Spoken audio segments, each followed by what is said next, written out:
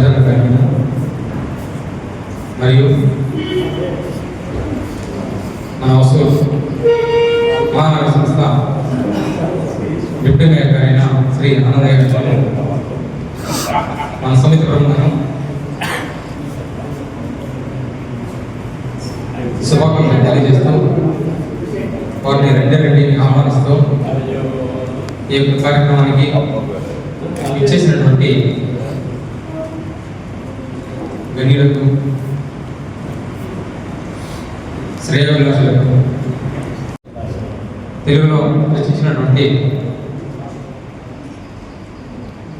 గౌరవపెద్ది శ్రీ పట్టాభి రామచంద్ర సిద్ధయ్య గారు మన ప్రాంతమైన డెంగినిగొండ తాలూకా దేవరగొండ గ్రామస్తులు వారి పంచాంగం మన వసూలు శాసనసభ్యులు గారు ఈ సుసందర్భంగా విడుదల చేయాల్సిందిగా మీ అందరి తరఫున సవినయంగా కోరుతున్నాను.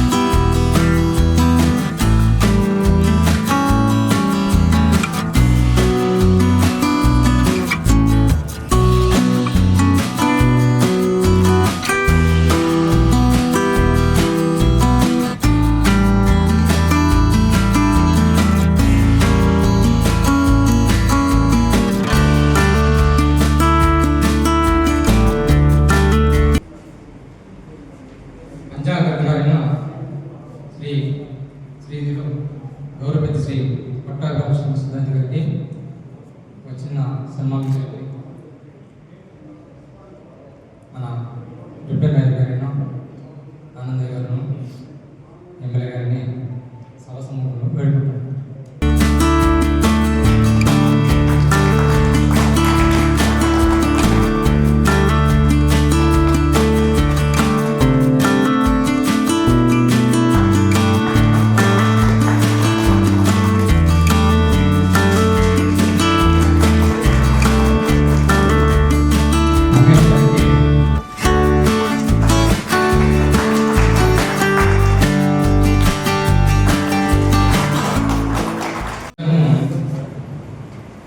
పోయిన సంవత్సరము పంచాంగ పత్రికగా తయారు చేసి ఆయన కొంచెము ఈసారి నా చెప్తారు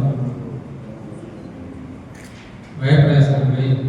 సో మేము ఒక 3 నెలల మాత్రం దాన్ని పంచాంగం చేసి విడుదల చేయాల్సి ఒక సంకల్పం చేసుకుని ఈరోజు ఒక మంచి పని చేసేదానికి అనేక కష్టాలు పడుతుంది. 1 నెల కష్టపడి పంచాంగం తయారు చేసి ఈ పంచాంగం తయారు చేసేదానికి సహకరించినటువంటి దానులు, శ్రేయోభిలాషులు, వారిలో కొంతమంది మాత్రం వచ్చినారు. వాళ్ళు వచ్చి మా యొక్క చిన్న సత్కారాన్ని స్వీకరించాలని స్వయంగా కోరుకుంటాను. మొదటిసారిగా తెలియని ఇచ్చేటటువంటి వస్తువులను బెంగళూరు ఉన్నారు శంకర ఉపదేశకులు సౌకి రావాలని కోరుకుంటాం. ఉగాది పండుగ నాడు సూర్యోదయ కాలానికి సృష్టి అదే గతాబ్దము 158,58,85,126 సంవత్సరాలు. సృష్టి అదే గత అహర్గణం 71,448,68,926 దినాలు రోజు గడిచిపోయింది.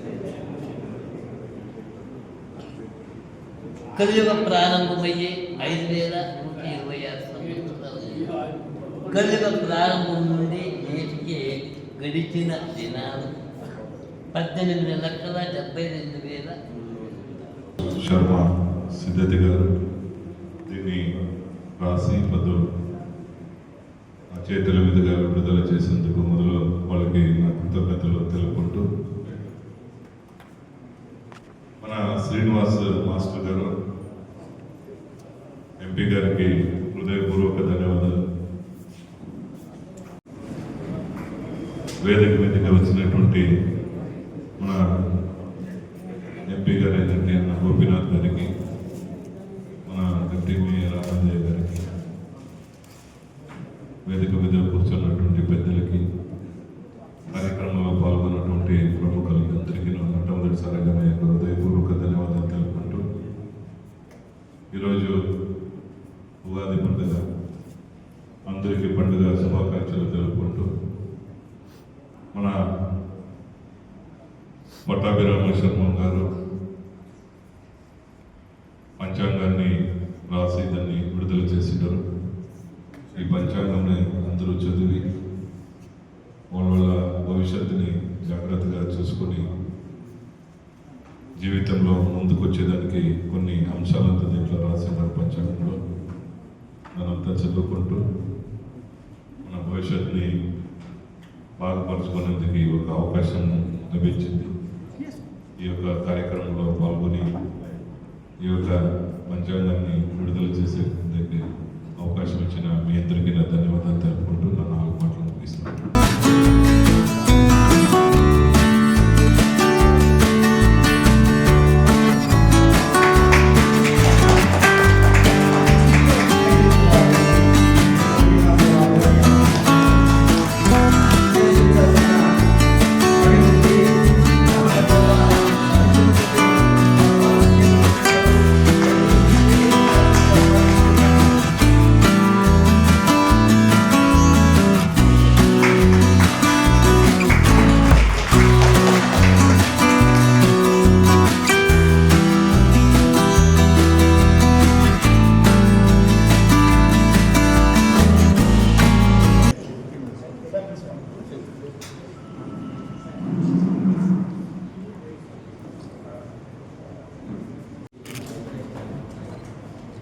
గడ్డ తెలుగు పోవాట.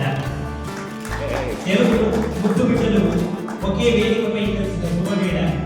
ఒకరవుతే పార్లమెంట్లో, ఇంకొకరవుతే అసెంబ్లీలో ఆ తెలుగు పంక్తులను చిందినటువంటి మీ మాలార్పణ చేసి సేవలకు వారిని సత్కరిస్తున్నారు. పెద్దలైన మీ కర్మలను నడుపు భాషాగమానికి ఆ ధన్యవాదాలు తెలుపుతూ ఆయన్ని ఆవిష్కరించవలసిందిగా ప్రార్థిస్తున్నాను.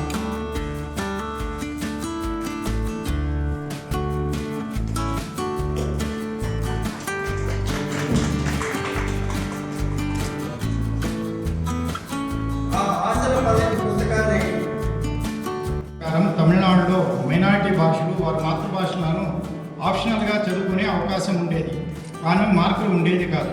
సుప్రీంకోర్టు పై విషయాలను కొట్టివేస్తూ ఇతర సబ్జెక్టులకు ఎలా మినిమం మార్కులు ఇస్తున్నారో మైనారిటీ భాషల వారికి కూడా అలానే మార్కులు ఇవ్వాలని, మార్క్షీట్లో మార్కులు తప్పనిసరిగా ఉండాలని తేదీ 21/9/2023 నాడు ఆదేశించింది. ఇందుకు తగినట్టుగానే తమిళనాడు ప్రభుత్వం 13/2/24న జీవో నెంబర్ 42ను కూడా విడుదల చేసింది. అదేవిధంగా తమిళనాడులో పోస్ట్ గ్రాడ్యుయేషన్ కోర్సులకు సంబంధించి మలయాళం, ఉర్దూ, అరబిక్ భాషలతో పాటు తెలుగుకు కూడా ప్రభుత్వం స్థానం కల్పిస్తూ అక్టోబర్ 23, 2024 నాడు GOMS 42A కూడా విడుదల చేసింది. ఇకపోతే తారీఖు 12/3/25 నాడు తమిళనాడు పాఠశాల విద్యాశాఖ వారు సమత్వ Kalvi annual examination 2024 and 25 time టేబుల్ను కూడా విడుదల చేశారు. అందులో ఆప్షనల్ లాంగ్వేజ్ చదువుకోవడానికి తగినన్ని పీరియడ్స్ కూడా కేటాయించారు. ప్రభుత్వం పరంగా ఇంత జరుగుతున్నా పాఠశాలల్లో కన్నడ తెలుగు బోధన జరగడం లేదు. అయినా మన రాష్ట్రంలో ఉర్దూ వాళ్లకు లేని ఇబ్బంది మన ప్రాంతంలోనే ఎందుకు వచ్చింది? ఎవరు దీన్ని అడ్డుకుంటున్నాము?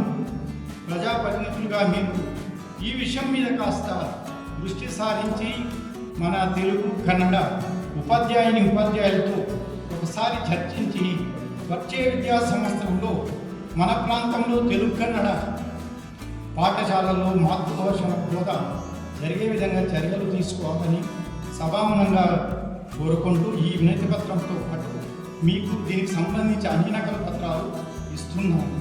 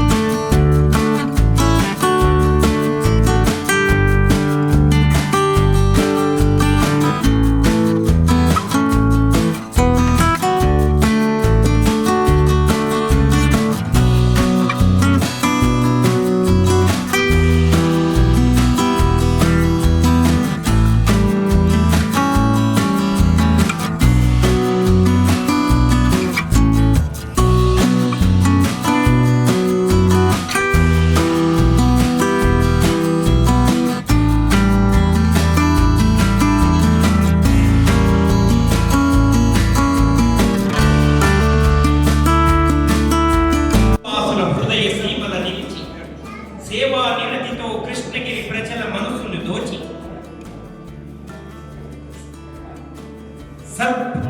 సత్ప్రు భాపుంజాన మెరై శ్రీ గోపినాథ మా వందన మందారమాల నందుకును. ధన్యవాదాలు. మనం ఏ యొక్క భాషని కించపరిచే విధంగా కాదు, కానీ ఇలాంటి నగరాల్లో కూడా ఎన్ని భాషలు వచ్చినా ఈరోజు మనం వసూలు తీసుకుంటే భారతదేశంలో ఉండేటువంటి అన్ని భాషలను నివసి మాట్లాడే ప్రజలు మన వసూల్లో ఉన్నారు. వారి మధ్యన మన భాషను మర్చిపోకుండా తప్పకుండా ఈ కార్యక్రమం జరుపుకుంటూ ఉండడం కారణం ఏమంటే వాళ్ళకి మన భాష పైన ఉన్నటువంటి మమకారం. సో వాళ్ళకే కాకుండా ఈరోజు తీసుకుంటుంటే ఈ యొక్క ప్రారంభం ఆంధ్ర సామూహిక సమితి యొక్క వ్యవస్థాపకులు పెద్దలు కీర్తిశేషులు మాజీ శాసనసభ్యులు అయ్యా శ్రీ కోదండరామయ్య గారు ఏ వేళనో ఇక్కడ ఫౌండేషన్ పెట్టారో కానీ ఇప్పటిదాకా ఇక్కడ కార్యక్రమాలు జరుగుతూనే ఉన్నాయి. కానీ ఇలాంటి కార్యక్రమాలని ఇలాంటి వాతావరణంలో ప్రతి సంవత్సరం బస్తీలో జరిగే కార్యక్రమాన్ని ఈరోజు ఇక్కడ మార్చుకున్నారు. ఎందుకంటే మా డాక్టర్ వసంతో నాకు తెలియదు, అయినా కూడా కార్యక్రమం తప్పలేదు. ఉగాది యొక్క సంబరాలు ఎక్కడ జరిగిన సంబరాలు, అది కోతులు ఏ మూలలో జరిగిన సంబరాలే, కానీ ఆనవాయితీగా బస్తీలో జరిగే సంబరాల్ని ఈరోజు మీరు ఆంధ్ర సమితులు జరుపుకుంటూ ఉన్నారు. మీ తరఫున ఆంధ్ర సమితి తరఫున మన డాక్టర్ వసంత్ గారికి నా యొక్క చిన్న విన్నపం, మీరు ప్రతి సంవత్సరం మీరు ఇక్కడిక్కడే జరుపుకోవాలి. మనకంటూ ఒక ఉనికిని పెద్ద ఆయన మనం వదిలేడు, మనకంటూ ఉండే ఈ యొక్క ఉనికిని మీలాంటి నిజమైన భాషాభిమానులు భుజస్తంభాలు కూడా వేసుకొని దీన్ని కాపాడుతున్న బాధ్యత మీ ముందు ఉంచుకోవాలని చెప్పిన ఒక చిన్న ఆశ మనవి. మీకంటే కాస్త కూస్త వయసులో పెద్దోళ్ళు కాబట్టి ఒక రకంగా నేను ఆజ్ఞను కూడా తీసుకోవచ్చు, అంతే తప్పలేదు. ఇంతకు ముందు కూడా ఈ యొక్క ఆంధ్ర సామతి యొక్క భవనం, ఆంధ్ర సామతి యొక్క కార్యక్రమాలు నిరంతరంగా సాగాలంటే ఇప్పుడు ఉన్నటువంటి ఆంధ్ర సమితి ఆ యొక్క ఎవరైతే ఆ కమిటీ నిర్వహిస్తారో వాళ్ళందరూ కూడా నా యొక్క చిన్న సలహా, దయచేసి మనకంతా వయసేతా ఉంది, మనం ఇక్కడే ఉండి కింద తరాన్ని యువకుల్ని కొత్తగా మనము మన సమితిలో చేర్చుకొని మన సమితిని మనం ముందుకు తీసుకెళ్ళాలా. ఎందుకంటే రోజు రోజుకి మనకు వయసు పెరుగుతూ ఉంది కాబట్టి మన వయసు పెరిగినా కూడా ఈ యొక్క కార్యక్రమాలు సమితులు జరిగే కార్యక్రమాలు నిరంతరంగా సాగాలంటే కొత్త యువకులని యువ రక్తాన్ని మీరు అందులో నింపాలా. దయచేసి నింపాలని